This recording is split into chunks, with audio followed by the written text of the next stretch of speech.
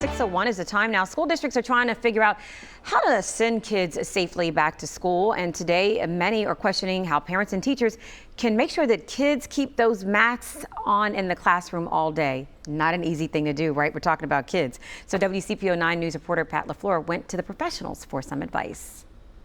It's tough enough to get a student to sit still, let alone keep a mask on all day long. I think if we show our students that, we can make the best of this situation, that it will hopefully roll over onto them. Mason Elementary School 4th grade teacher Carol GEBHARDT wants to make sure her students are being safe. How do you make sure that a 7, 8, 9-year-old keeps their mask on throughout the day? How do you even begin to make sure that happens?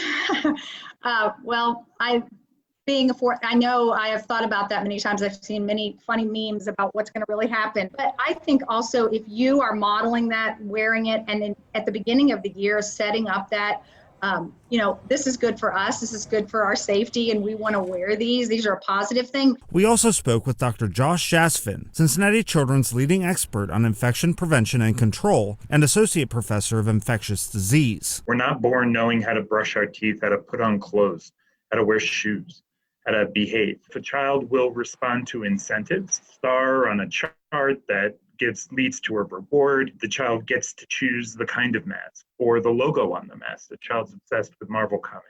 The child's obsessed with dinosaurs.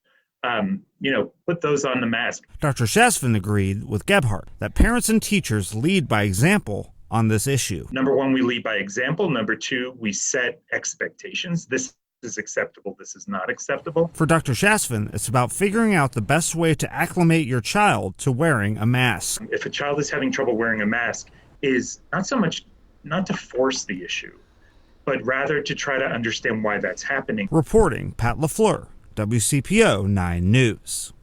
Well, for more information on when and how to wear a mask to protect you and your family, you can visit our website at WCPO.com.